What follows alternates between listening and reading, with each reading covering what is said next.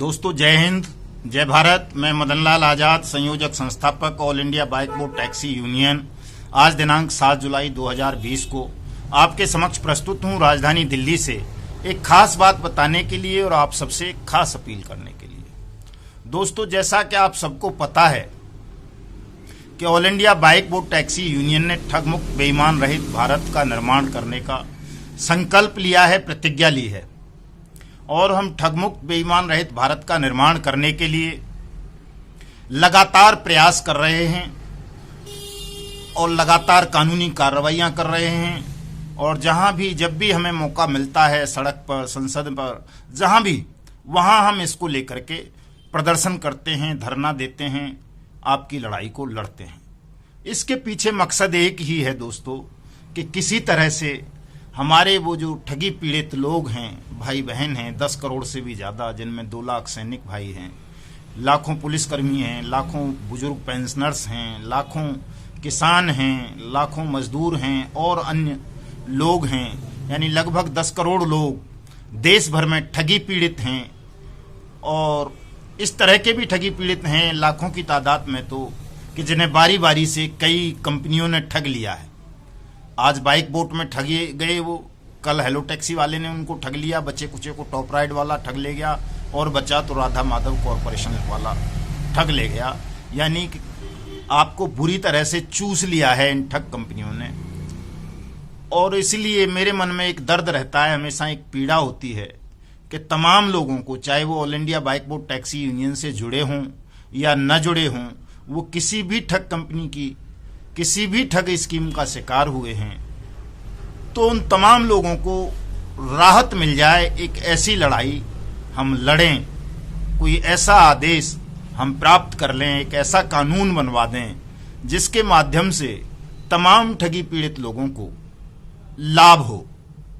ये जो अनियमित जमा योजना पाबंदी कानून को लेकर के हमने सुप्रीम कोर्ट में जो रिट फाइल की हुई है और सीबीआई जांच की मांग को लेकर के, उसके पीछे दोस्तों यही लक्ष्य है केवल कि अगर सुप्रीम कोर्ट का निर्णय आ जाता है, सुप्रीम कोर्ट का आदेश जल्दी से जल्दी हमें मिल जाता है, तो हम सरकार पर दबाव बना करके इस अनियमित जमा योजना पाबंदी कानून को लागू करवा लेंगे।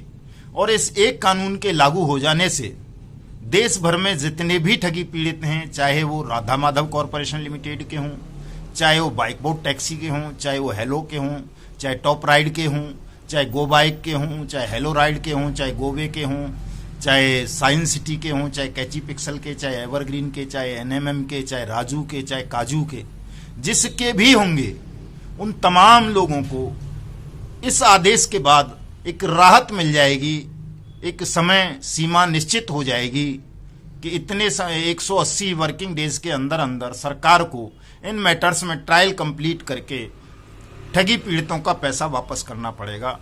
इसलिए मैं जो है दिन और रात इस चिंतन को लेकर के चिंतित रहता हूं और ये करवाना चाहता हूं हर हाल में कि चाहे कुछ भी करना पड़े, लेकिन ये अनियमित जमा योजना पाबंदी कानून 2019 लागू हो जाए जल्दी से जल्दी, ताकि उन तमाम लोगों को राहत मिल सके, जीवन मिल सके, जीवन के सुख और आनंद उनको प्राप्त हो सकें जो लोग इन ठगों के कारण मौत के कगार पर पहुंच गए हैं।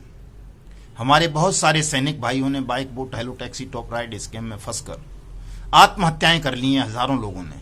उनके परिवारों पर क्या बीत रही है, कैसी मुसीबतें उन पर टूट रही हैं, ये मैं दिन और रात देख रहा हूं। दिन और रात फोन आते हैं, वीडियो कॉल आती हैं, बताते हैं लोग, फोटोग्राफ्स, वीडियो भेज भेज करके कैसी दयनीय स्थिति है। दोस्तों, ये पीड़ा, ये दुख, ये देखा नहीं जाता। मुझे भी लगता है कि ये तमाम काम जल्दी से जल्दी कंप्लीट हों ताकि तमाम लोगों को इन पीड़ाओं से मुक्ति मिल सके। लेकिन दोस्तों, आज के इस वीडियो संदेश के माध्यम से मैं आपसे एक खास अपील करना चाहता हूं, आपको ये बताना चाहता हूं कि ये काम इतने आसान नहीं है, सरल नहीं है, सरलता से नहीं होंगे।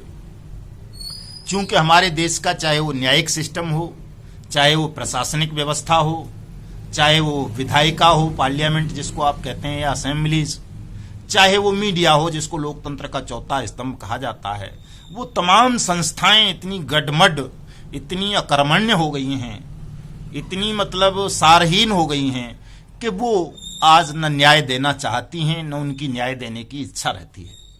क्योंकि यहाँ जजों को मार दिया जाता है।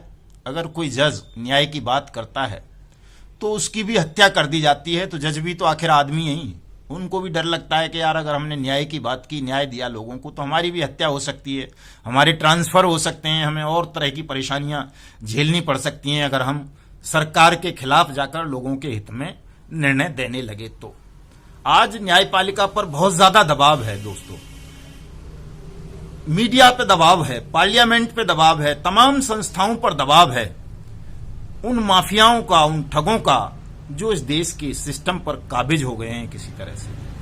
अगर आप चाहते हैं कि ठगमुक्त बेईमान रहित भारत का निर्माण हो, आप सब लोगों का डूबा हुआ पैसा जल्दी से जल्दी आपको वापस मिले, तो इसका एक ही उपाय है दोस्तों, किसी तरह से आप सब लोग जागरूक हो जाएं और जागरूक होकर के जनमत पैदा करें। क्योंकि जनमत ऐसी चीज है, ये तो लोकतंत्र है हमारे देश में, तो लोकतंत्र ढंग से चुनी हुई सरकार है, न्यायपालिका है, कार्यपालिका है, विधायिका है, लोकतांत्रिक हैं ये सब संस्थाएं तो हमारी तो। लेकिन जनमत में तो इतनी शक्ति है कि वो तानाशाही साम्राज्यों को उखाड़ फेंकता है। अगर जनमत किसी चीज के पक्ष में खड़ा हो जाए तो कोई तानाशाह भी जनमत की उपेक्षा नहीं कर सकता। और ये आज की बात नहीं कर रहा हूं मैं, ये हजारों साल का इतिहास है कि जब जब जनता ने आवाज उठाई है एकजुट होकर के, वो मिलकर लड़ी है, तो उसने बड़े बड़े साम्राज्यों को उखाड़ फेंका है, तानाशाहों को नेस्तनाबूद कर दिया है। ये जनता में शक्ति निहित रही है हमेशा। अगर जनता ने सत्याग्रह के माध्यम से कोई आवाज उठाई है, जनता एकजुट हुई है, तो उस आवाज के समक्ष बड़ी बड़ी ताकतों को, बड़ी बड़ी सरकारों को, बड़े बड़े तानाशाहों को, बड़ी बड़ी सेनाओं को झुकना पड़ा है दोस्तों। आज जरूरत केवल आपको जनमत पैदा करने की है। क्योंकि कोविड-19 का दौर चल रहा है, इसमें जनमत पैदा करने के लिए आप सड़कों पर नहीं आ सकते, मीडिया आपकी बात दिखाएगा नहीं, चूंकि आप पीड़ित हैं, शोषित हैं, गरीब हैं, मजदूर हैं, किसान हैं, सैनिक हैं, बुजुर्ग, पेंशनर्स हैं। मीडिया को बहुत मोटा धन चाहिए होता है। मीडिया तब किसी बात को दिखाता है जब आपके पास उनको देने के लिए करोड़ों रुपए हों, या फिर सरकार उनको कहे कि इसको दिखा दो। यहां दोनों ही स्थितियां नहीं है। ना तो हम करोड़ों रुपए देकर मीडिया को खरीद सकते हैं अपनी बात दिखाने के लिए, और न सरकार उनको कह सकती है कि आप इन प्रकरणों को दिखाइए। चूंकि सरकार ऐसा कहेगी तो कल ही सरकार गिर जाएगी। हमारे देश के इतिहास में पहली बार ऐसा हुआ है, हमारे देश नहीं दुनिया के में, कि किसी देश की सेना के लगभग 2 लाख सैनिकों को कोई ठग कंपनी ठग ले, वो भी सरकारी संरक्षण में। और न केवल उनसे पैसा ठग ले सैनिकों से, बल्कि उनका खून भी निकाल करके बाजार में बेच दे। ये संसार के इतिहास में पहली बार ऐसा हुआ है। अगर मीडिया इस बात को कहने लगा, बताने लगा, और न्यायपालिका ने तुरंत इस पर संज्ञान लेकर एक्शन लेना शुरू कर दिया, तो कल सरकार गिर जाएगी। कैसे हो गया ये अनर्थ के देश के सैनिकों से, 2 लाख सैनिकों से उनकी मेहनत की कमाई को कोई ठग छीन ले, लूट ले, हड़प ले, और उनके शरीर के खून को निकालकर बाजार में बेच दे। ऐसा अमानवीय घृणित काम कैसे हो गया? सरकार क्या कर रही थी? और सरकार ने, चलो उस वक्त अनजाने में हो गया होगा, लेकिन अब सरकार क्या कर रही है? 2 साल होने जा रहे हैं। इन 2 सालों में सरकार ने क्या किया? मोदी सरकार ने, जो अपने आप को राष्ट्रभक्त कहती है, जो न्यायप्रिय सरकार बनती है, ईमानदार देश का प्रधानमंत्री बनता है, क्या उसने ऐसा कुछ किया जिससे किसी ठगी पीड़ित को राहत मिल सके? 1 साल से ज्यादा तो अनियमित जमा योजना पाबंदी कानून को पारित हुए हो गया पार्लियामेंट में। 21 फरवरी 2019 को राष्ट्रपति ने उसको नोटिफाइड कर दिया था, लेकिन आज तक उसके रूल्स नोटिफाइड नहीं कर पाई ये ईमानदार राष्ट्रवादी सरकार। क्यों? चूंकि ये तमाम जो स्कैम हुए हैं वो प्रधानमंत्री के संरक्षण में हुए हैं, उनकी निगरानी में हुए हैं, उनके नाम पर हुए हैं। कहीं green India, clean India mission के नाम पर, कहीं प्रधानमंत्री रोजगार योजना के नाम पर, कहीं प्रधानमंत्री आवास स्कीम के नाम पर, कहीं प्रधानमंत्री की स्टार्टअप स्कीम के नाम पर, कहीं प्रधानमंत्री के लोकल के वोकल के नाम पर, कहीं प्रधानमंत्री की घर बैठ के रोजगार पाओ की योजना के नाम पर। तो जो स्कैम्स जिनमें 10 करोड़ लोग फंसे, जिनमें लाखों करोड़ की ठगी हुई, वो प्रधानमंत्री के नाम पर हुए हैं। राधा माधव कॉरपोरेशन लिमिटेड को प्रधानमंत्री ने पार्लियामेंट में प्रमोट कर दिया, बहुत अच्छी कंपनी है, इसमें पैसा लगाओ, इसके खाद्य पदार्थ लो। और वो राधा माधव कॉरपोरेशन जो है 40-50 लाख लोगों का पैसा लेकर के भाग गया वो मितेश अग्रवाल। तो अब उस मितेश अग्रवाल को प्रधानमंत्री कैसे पकड़ ले, या प्रधानमंत्री की पुलिस या प्रधानमंत्री की सीबीआई। जिस मितेश अग्रवाल को प्रधानमंत्री पार्लियामेंट में खड़े होकर के देवता बता रहा था, लोगों का आह्वान कर रहा था कि तुम पैसा लगाओ इस कंपनी में, वो अपना डी कैप वाला, उसका प्रचार तो खुद जो है सीडीएस कर रहा था, जो तीनों सेनाओं का चीफ है बिपिन रावत। वो रामदास अठावले कर रहा था, बाइक बोट का प्रचार नितिन गडकरी कर रहा था। इस तरह के बहुत, और उसका आरएमसीएल का प्रधानमंत्री के साथ साथ रामविलास पासवान भी कर रहा था।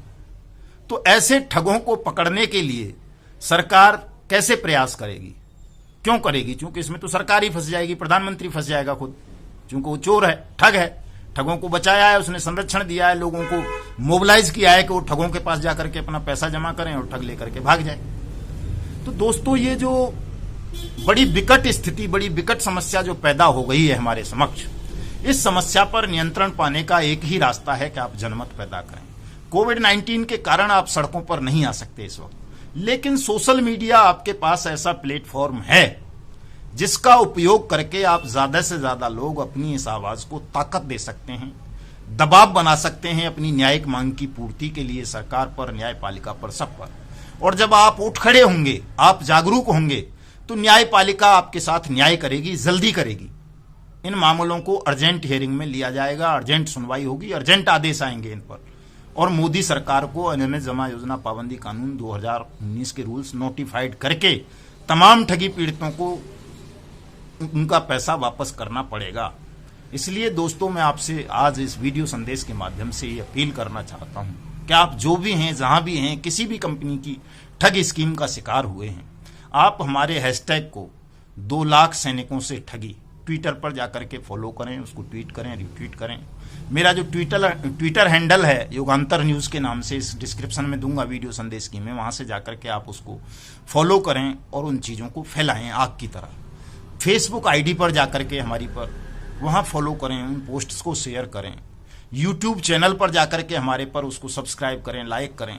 पर्सनल पे, ग्रुप्स में, जहां भी हो सकता है ज्यादा से ज्यादा आप तमाम लोग इन पोस्ट्स को शेयर करें, फैलाएं, ताकि जल्दी से जल्दी आपके अंदर की ये जो पीड़ा है, ये जो दुख है, वो सारी दुनिया तक पहुंचे और सारी दुनिया आपके पक्ष में, आपके समर्थन में खड़ी हो और जल्दी से जल्दी आप सबको न्याय मिले। दोस्तों, मेरी इस अपील पर अमल करना आज आप सब लोग, और मैं चाहता हूं कि 24 घंटे के अंदर अंदर इसके परिणाम दिखाई देने लगने चाहिए कि आप सब ने मिलकर के ट्विटर पर, फेसबुक पर, इंस्टाग्राम पे, व्हाट्सएप पे, टेलीग्राम पर, यूट्यूब पर एक बड़ा तूफान पैदा कर दिया है, एक सूचना विस्फोट पैदा कर दिया है। दोस्तों, जय हिंद, जय भारत।